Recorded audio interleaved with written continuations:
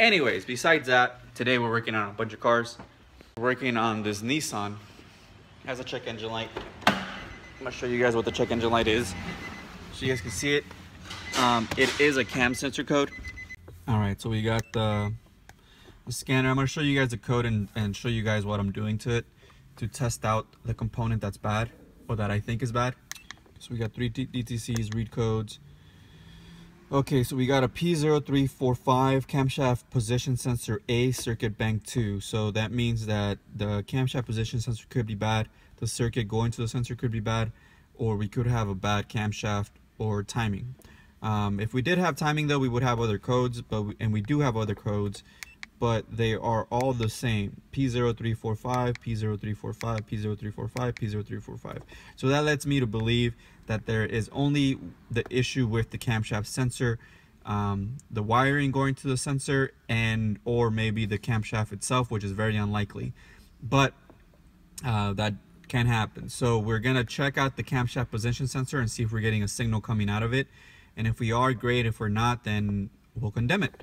Pretty easy test. We're gonna use our Vantage Pro, which is our scope, to do that test. The other thing too is that this car takes a long time for it to start when it gets hot. So when it gets hot, it won't start right away. Look. See how it took a little while? So it does take a little while for it to start up when it's warm, which is a good indication that we do have an issue with the camshaft position sensors, or even the crankshaft sensor. Sometimes that happens, but you know, we only have the code for the camshaft, so I'm pretty sure that we do have a bad camshaft position sensor, because if we didn't, because what ends up happening is that when the computer doesn't read one of the camshafts, it'll take the signal from the other camshaft and then it'll start the car up. But since it doesn't read anything, it takes a little while for the computer to actually notice, hey, there's no sensor reading coming out from one of the sensors, throw out a check engine light, but still start the car so they could get to a mechanic shop. Anyways, I already got the Vantage hooked up. So what I did here is you go, let me go back and show you guys. All right, you go, once you put in the car 06 maxima 3.5, you go to guided component test, fuel injection, camshaft position sensor. You go to test. If you do want to get more information on the component, this section will tell you where the component is. It'll give you some location, operation.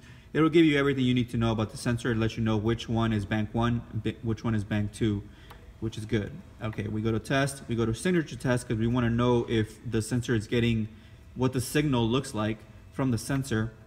And the Vantage Pro will set up our scales, our time duration here, and our volt scale here. So this is set up on a 20 volt scale, 0 to 20 volts, okay? And then our time scale is set up to 200 milliseconds. So this is gonna be 200 millisecond scale, okay? Which is good. The Vantage does everything for us. And then we go here and this tells us what procedures to follow. Okay, so it says, lab scope should be used to check waveform integrity. This waveform is a known good sample of a camshaft position sensor at idle. Okay, that's what it's supposed to look like at idle. And then it says, connect test leads yellow. The yellow lead is going to be connected to our sensor signal 1. And the way you know which wire is sensor signal 1, you go to this one, the back probing of the connector. This is looking behind the connector forward, and it says number 1 pin is camshaft position ground, wire 2 is camshaft position signal, the one we want, number 3 is ignition voltage.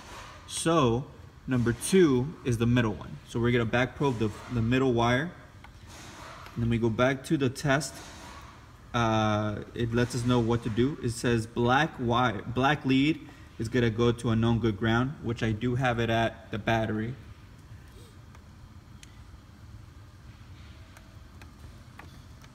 And that's it. Okay, so I already got it hooked up to the back of the sensor. So that is our camshaft position sensor, and it's hooked up to the middle wire. and the ground. So I'm gonna go ahead and start it and then see what the signature looks like.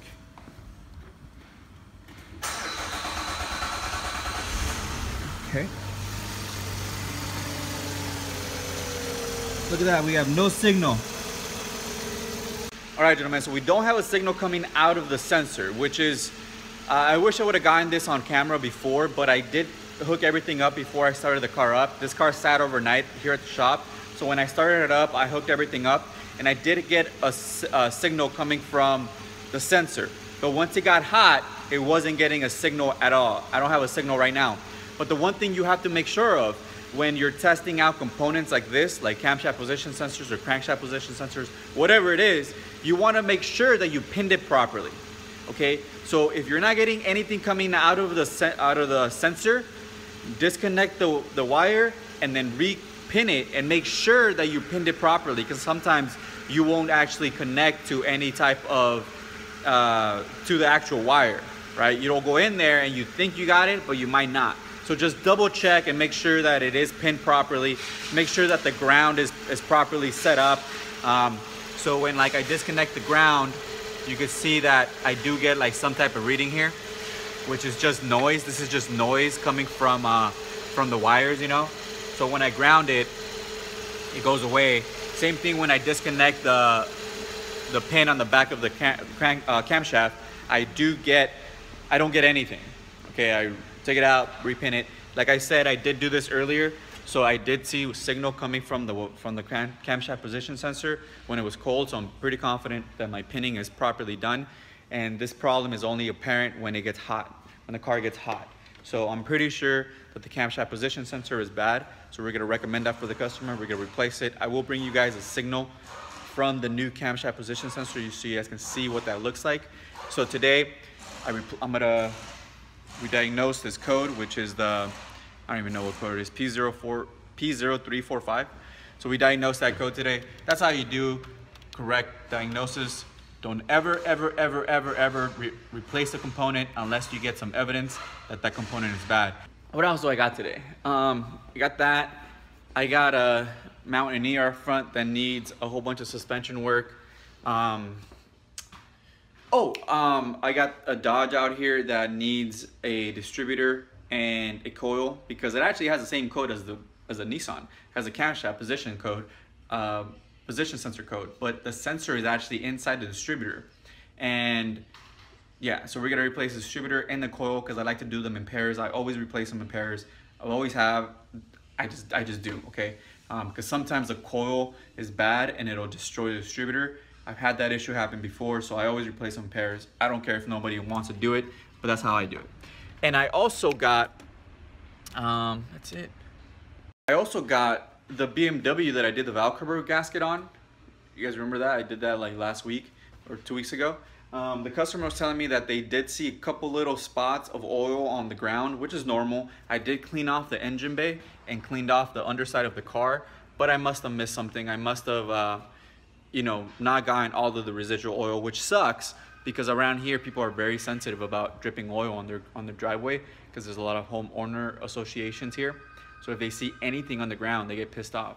So you know, normally I like to keep the car, wash it off, drive the car, make sure there's no leaks, and then wash it all off again and then give it back to the customer. But unfortunately they needed the car back, so they're back here because there's a couple of drops on the ground, very small drops. They showed me a picture, it's like 3 or 4 drops, and I'm like, I'll clean it off again, make sure.